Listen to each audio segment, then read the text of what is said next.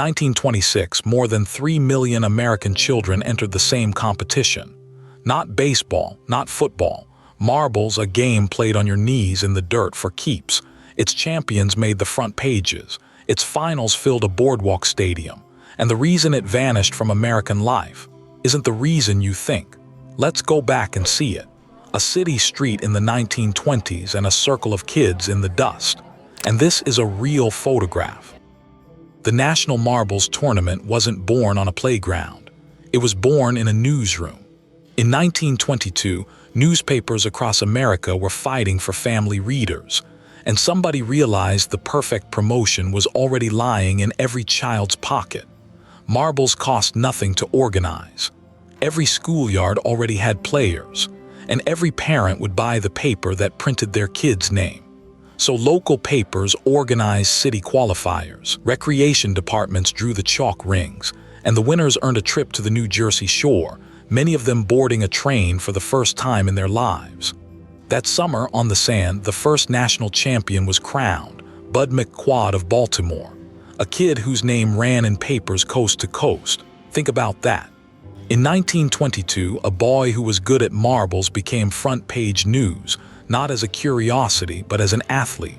But that wasn't the strange part. The numbers tell you what marbles meant to America. By 1925, 64 cities were sending champions.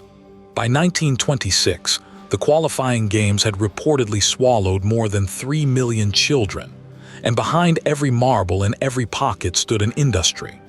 Akron, Ohio, the same city that gave America rubber tires, had given it the mass-produced marble back in 1884, when a local company worked out how to roll clay spheres by the barrel. By the 20s, glass took over, and American factories poured out marbles by the hundreds of millions a year. The game itself was beautifully brutal. You played for keeps. Knock another kid's marble out of the ring and it was yours. Lose your shooter, your lucky Aggie, your prized Steely, and you walked home lighter. For a working-class kid in 1930, marbles weren't a toy. They were pocket money, status and sport, an economy you could hold in one hand. Tournament became a prize itself, and beach towns fought over it. Atlantic City hosted first. Ocean City took it in 1929 and held on for 8 years. Then Wildwood, New Jersey, captured it in 1937 and made the ultimate commitment, a permanent arena for children's marbles, right on the boardwalk. They called it Ringer Stadium. Every June, 13 and 14-year-olds arrived like prize fighters, sponsored by their hometown newspapers, wearing sashes with their city's name, photographed stepping off trains.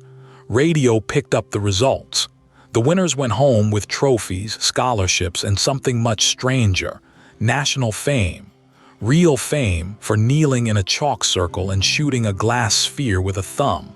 So what could possibly kill something this big? Here's the story everyone assumes.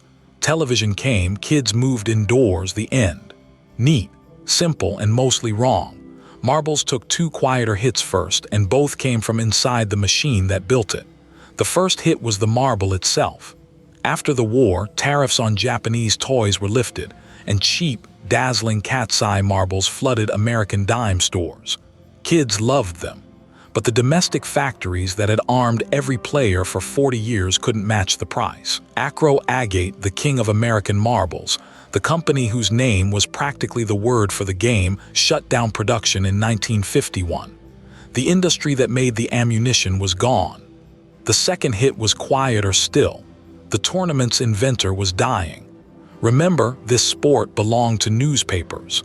They funded it, promoted it, ran the qualifiers in 40 cities, printed the champions on page 1. As television and changing habits loosened the paper's grip on American attention, the marble qualifiers were among the first promotions to be cut. City by city, the pipeline closed. The sport didn't lose its players first. It lost its sponsor and its megaphone, the very machine that had built it. Television didn't murder marbles. It murdered the newspaper's monopoly. And marbles was standing next to the target. And here's what makes this story different from a bankruptcy or a ban. Nothing officially ended. There was no final game. No farewell headline, which is ironic for a sport made of headlines.